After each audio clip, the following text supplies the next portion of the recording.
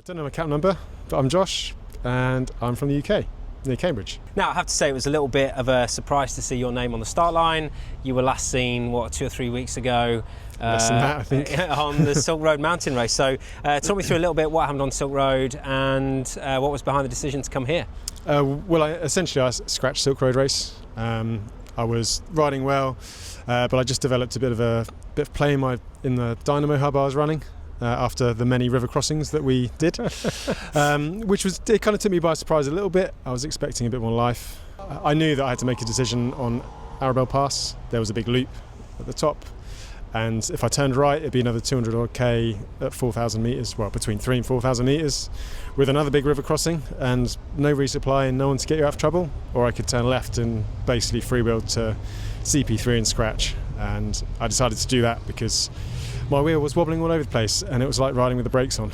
Yeah, not good. But you know, every cloud has a silver lining, and now you're here in Monton to do the Alps Divide. Are you excited? I am, yeah. I just felt I wasn't really done with the mountains. So I got home pretty quick, like a week early.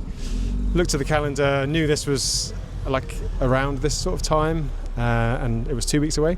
So I thought of asked the question, and here I am. Cool. And how do you, obviously there are similarities between this race and Silk Road, but also it's very, very different. How do you set yourself up differently for a race like this versus Silk Road?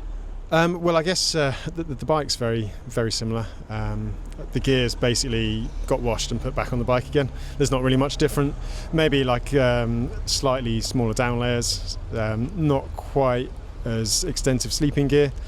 Sort of the lightest sleeping bag, light bivvy. New tyres, new chain, new brake pads, bit of a service, and then I'm here. And then sort of psychologically is a tricky one, because actually by the time you get to the end of the Silk Road race, or the second half, you kind of don't consider a mountain pass a real pass unless it's over 3,000 metres. It's a weird psychological thing, and obviously we only just touched that here, so everything's a bit lower.